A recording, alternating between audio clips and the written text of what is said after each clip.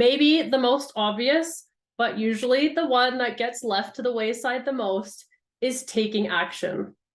How many times have you been like, okay, I have a goal of not eating chocolate for a whole month, only to find yourself a few days or weeks in, sneaking sugar like somebody out there is going to bust you?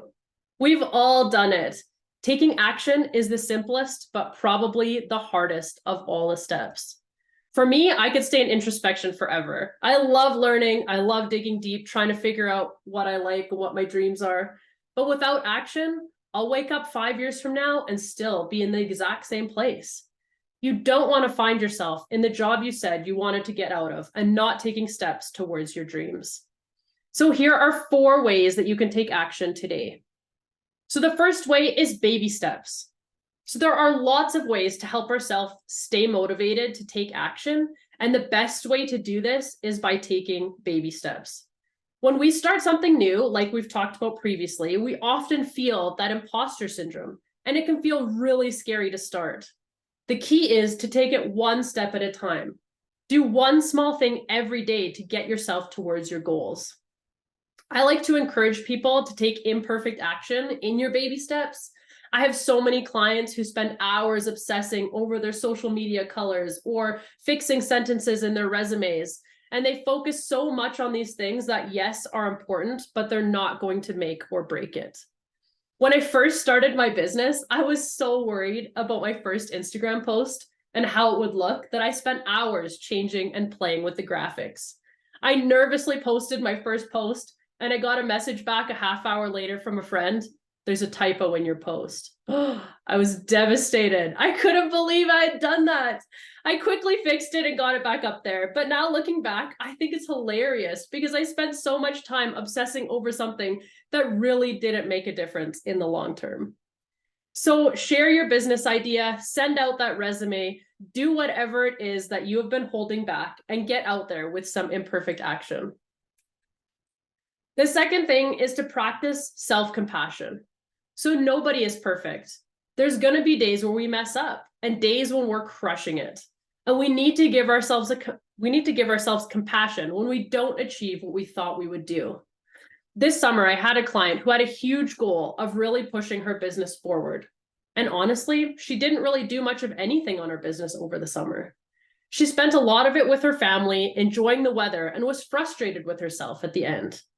I reminded her that although she didn't achieve her business goals that she had set out, her goal for being in business was to spend more time with her family, and she did that.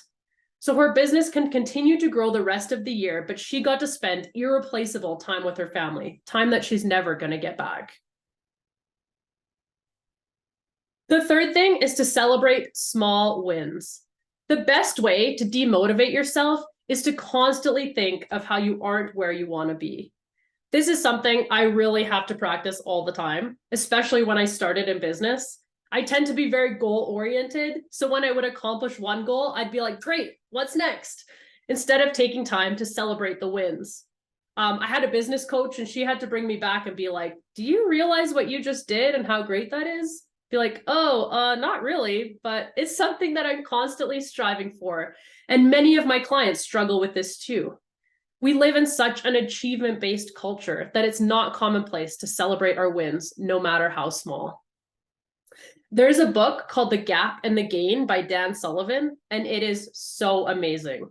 If you struggle to celebrate your wins or focus on the positive, I highly recommend this book. Dan talks about how many people live in the gap. The gap is where we measure ourselves against our ideal life or the ideal person we want to be. We spend time thinking how we aren't where we want to be, and we don't have as much money as we want. We didn't accomplish the things we wanted to get done. He encouraged us instead to focus on the gain, where we measure ourselves against who we used to be. We look at how far we've come, what we have accomplished, the great things we have done. When you focus on the gain, you tend to be happier, more confident, and more satisfied with your life. The third thing that you can do to help you take action is to get an accountability partner. So I know that Ron posted this in the comments a little earlier, but this can be a friend, a coach, a family member, partner, anyone who can cheer you on. and help you towards your goals. So sharing your goals with them, sharing what actions you want to take. I've had many great relationships throughout my life, but it's the ones that say to me, hey, you said you were going to do this. How's that going? Those are the relationships that really made an impact. You need someone who's going to hold you to your goals and keep you accountable. If you don't know anything like that, you can join a group. You can join a mastermind. You can get a coach, and they can help you towards your goal. In October, I'm starting a business launch community mentorship program for just this purpose. If you guys are interested in joining the Facebook community, you're welcome to do so. It's called Business Launch Community. It just started yesterday, so there's no members yet, but you can welcome to be the first one. If you follow these steps that we discussed above, though, you will really start to see your dreams and goals come to life.